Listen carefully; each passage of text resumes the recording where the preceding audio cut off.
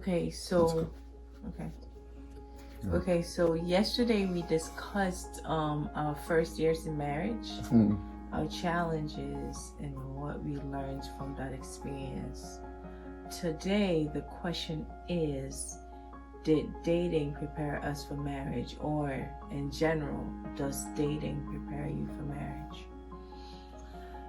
May your voice prepares me for marriage. I say,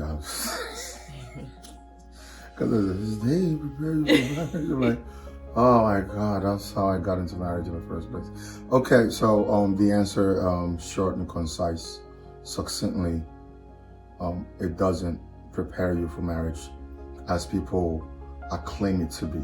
And I'm just gonna go straight to it. I'll bust some bubbles in the way, so just permit me. And bring the shovels, we're gonna dig deep. The reason why I say that is because, you see, most people get into dating in the dating period to find themselves in the dating period, and they lose themselves in the action because they are blinded by emotions, they are blinded by their passions, they are blinded by how they have been, programmed by the environment, the standard of beauty, the standard of handsomeness. So when they see an aesthetic that is pleasing unto them, they are blinded. They can't make the decision. They can't make the decision. Well, they can't even make a decision you can't make a decision without a foundation, first and foremost. So because, first of all, they are foundationless and they are blinded, they begin to find themselves in the relationship because they're not defined. And then they lose themselves. What is that? You lose your integrity. You know what I'm saying? And then you lose yourself.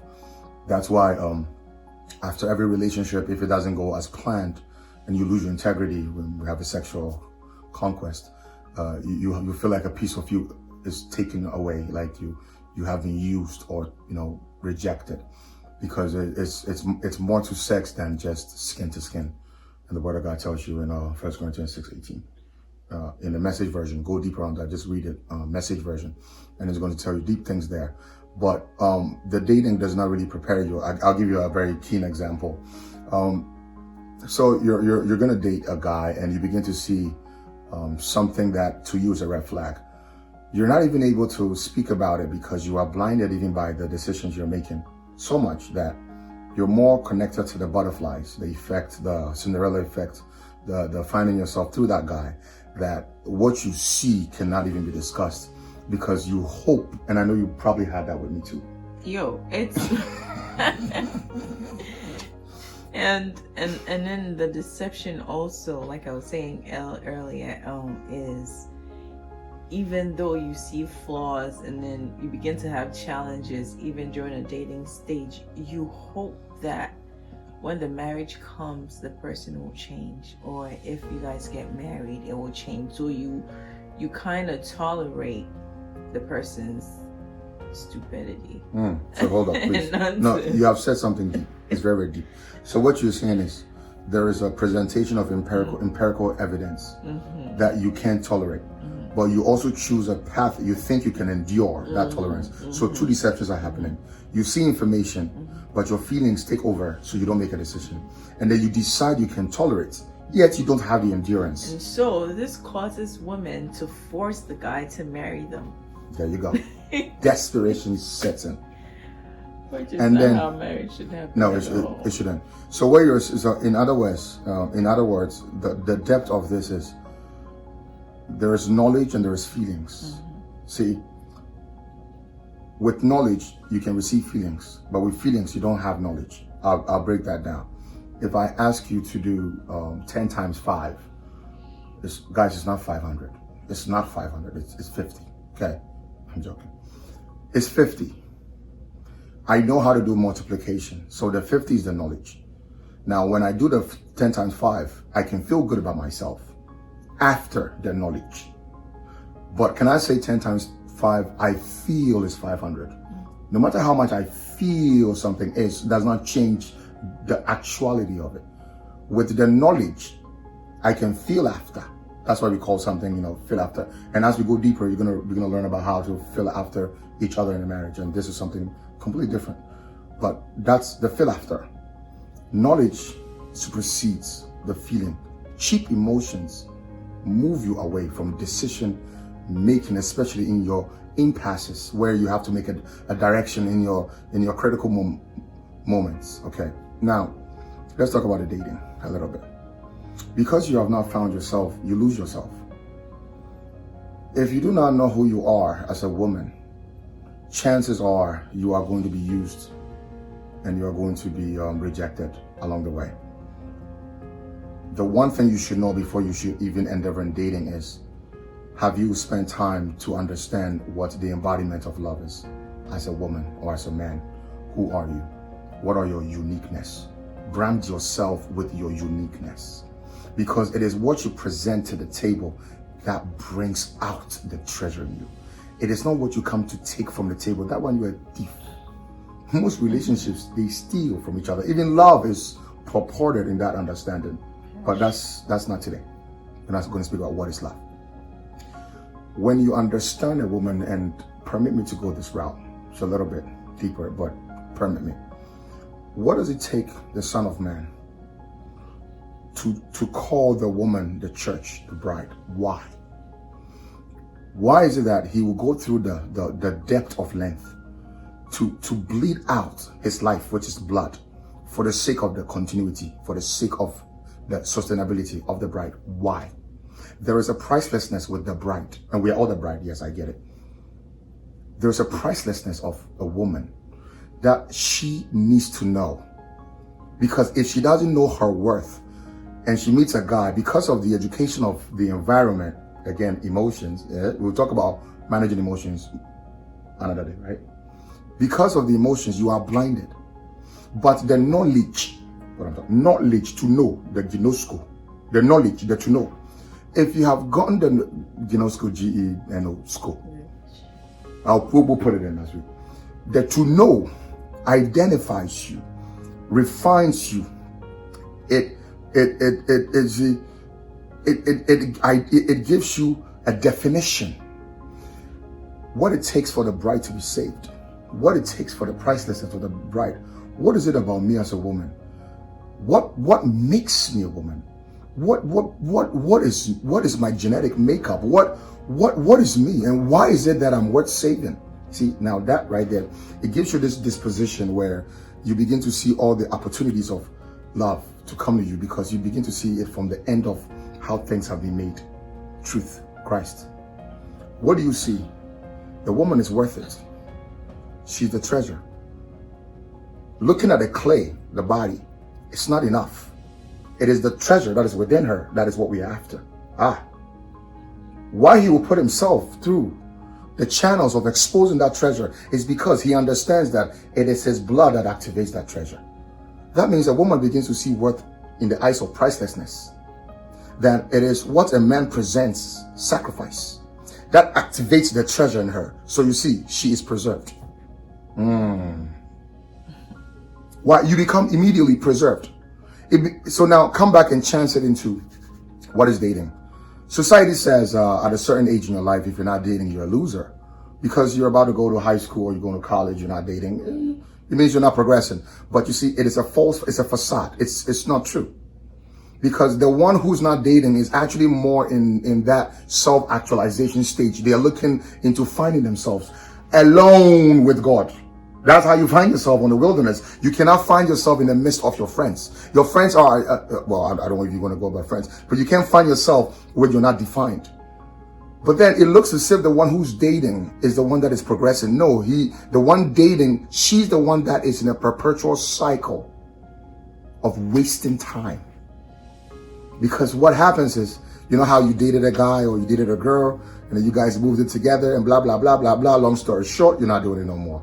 You wasted precious time. Somebody says, well, that's experience. Well, what if I told you death is an experience? Do you want to experience it? How will you come back to life to do it? Do you know how many people hit the wall because of the rejection and cannot even pick up after themselves and begin to see their next opportunity? There are truths that can be attained through wisdom that shows you that this porthole is not a direction to take you. And that's what I'm telling you. Knowledge supersedes emotion. When you are defined by the maker, when you begin to see who you are and the pricelessness, your worth is immediately outlined. That is now the inherent value that you carry. That means no woman or no man, no person should ever go into dating without the knowledge of their self-worth. Are you seeing it? Without that knowledge, you can't enter dating, because inside you will lose yourself. That's why people lose their preciousness. And with that knowledge, you redeem time. Right? That's the power of Christ in you, right? You redeem time. Amen. Because the whole scene of dating is just time wasting.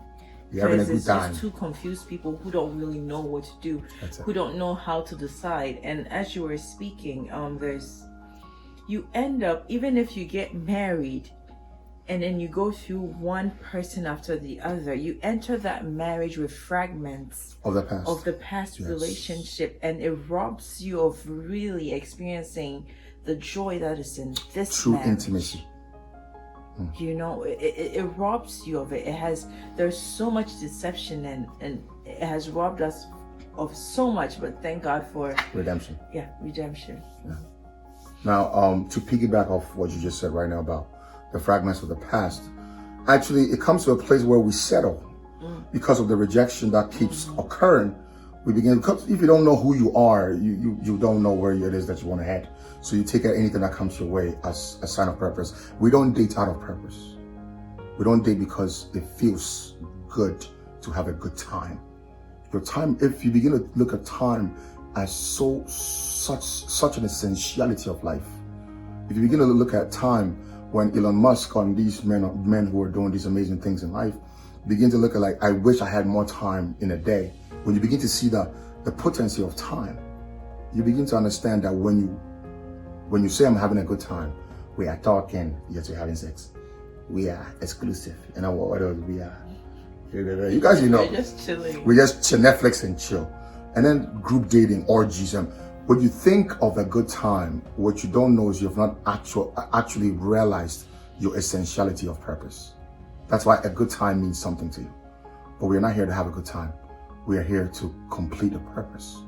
We are here to accomplish a purpose. That's the best time. That's the best usage of time. That's why he redeems our time. It's very important. So please, in the order of dating, let's go into some funny bits real quick. If you date a guy or date a girl, I'm going to say something crazy, but you guys, you get it. Every time you see him, he is probably dressed well, or she is dressed well. Smells good wearing perfume, and he wearing cologne, right? It doesn't mean that in the marriage, that's what you're going to be expecting. Because the deception of that dating is, I present myself because in my conception, in my conception, I'm horny. I'm looking for a good time. In the woman's perception, I'm lonely. I'm looking for company. So the build-up is already at deception level. And when we meet, whatever you see, let's say chemistry, it becomes a new deception. We share commonality in this area. Maybe it will work out. Just because you go to the bar and you're watching a soccer game and the girl likes soccer, you like soccer, does not make her a marriageable material, because everything, and even in knowledge, has a foundation. If the foundation is not what governs the direction, you are in trouble. Do you know why? Because you think at that moment you share a commonality, a common, let's call a common core in the same establishment, which is what soccer, until you realize you don't share the same understanding in child raising. You don't share the same understanding in food taste. You don't share the same understanding in other things. Then that becomes the challenge. Foundation is key. Knowledge is key. Brand yourself according to the knowledge of what you are, a man or a woman. Brand yourself in the worth you've been given. That is your uniqueness. Brand yourself with that, because when you are about to date somebody, when you are fully branded, which is defined, you know what you bring to the table. So to answer that question that everybody asks me every day of my life, how do you find Mr. Right or Mrs. Right? It's when you have understood who you are and you become the right for them. Because when you realize that you are right, you are at rest. You know why? When a treasure understands its worth, the treasure rests, relaxes. Because you know that, it says, he who finds a wife finds a good thing. I am found. I am found. What is that? My identity is found inside of pricelessness. So you are found. You are not to be discovered. You are found. So the man or the woman that comes in is to see what it is that makes you that favor. And then he finds the woman already made a wife, right? That's the headache of most women. Like, is he gonna marry me? Is he gonna marry me? At least I know, like, from our community, that's the thing. Like, you're not sure, but a true man will find you in your identity if you've truly, like, allowed God to, you know, create that in you. Like, he finds you already made. He finds you a wife. So he's not gonna play games with you. Like, once you know your value, like, we know how valuable, like, treasures are. Like, you don't, they're not treated anyhow. Yep. They're guarded, they're protected, yep. you know. So that's how, like, when you know your value, that's the kind of people you draw, you attract to yourself, you know. And yeah, so values everything. No, please finish, sweetheart. Yeah, I'm done. No, please finish. You sure? Yeah. Okay. I'll just say this last bit. When your value has been contained, meaning your worth has been identified into pricelessness, as a woman, that you carry the wombs that expands the universe itself. You carry the wombs that revolves the earth. You understand through the word saving of the pricelessness of what Christ is inside of you. What it does is it preserves you. You see, the woman who is not dating is preserved. And I'll show you something. We're in an era where everything needs to be displayed, right? But the most expensive things, are they displayed for your touch? When you go to the mall, the cheap things are right there, like those rings and those, you know, chains. You can touch and feel them because they're cheap. But the preserved ones are in a box. It's encased. There's a lock and key, protectivity, because everything that is preserved is protected. That's why when cheese is preserved, it's more expensive. When wine is preserved, it's more expensive. It tastes better. It tastes better. It has more body. When you are preserved in the knowledge of love, in your identity, you are immediately just transported and just, you know, you just transcend the normal standard of what is called beauty. Because true beauty is in the deepest presence of God. That is where the heart is adorned, and then the body comes in to connect to what is already within. So, you know, woman of God, are you desperate? Are you looking up and down? Are you confused? Are you dilapidated? Are you just all over the place? Allow me to tell you this, that you are more than you know. And it starts with how fearfully and wonderfully you've been made. That's where it starts. There is a way I have to speak to her to evoke her inner beauty that comes outwardly. If I can't do that, I will always be looking at other girls. But to look at other girls is my inability to sustain what is my responsibility. If you pay attention with what makes you, your genetic makeup, your dialect of praise and worship unto the Lord, it puts you in a place of, like my wife said, your being found becomes a knowledge. That when it comes, you will attract a man who sees beyond the aesthetics and connects to the treasure that is within you. And you're going to have more than happy marriages. You're going to have outstanding, glorious marriages. People say marriage is hard. Marriage is hard. It's because of how we started, what it has been founded on. Nothing. There's no foundation. There's no foundation. Foundation is key. But when it is rooted in the love of God, which is through Christ. It's amazing. So those of you that keep saying the same nonsense, I fell head over heels. Stop bruising your heads. Those of you that keep always getting into relationship with the same knowledge, I fell head over heels. I fell head over heels for him. Papa, it is not me. Oh. It is not me. The way the guy, I couldn't breathe. Yes, you keep falling. It's okay. Your head is bruised enough. Let's put some bandages on you. Now let us plant you in love. There you don't fall. When you are planted in the knowledge of love, you don't fall anymore. There you drown in it. You don't fall anymore. Even if it capsizes, you are planted.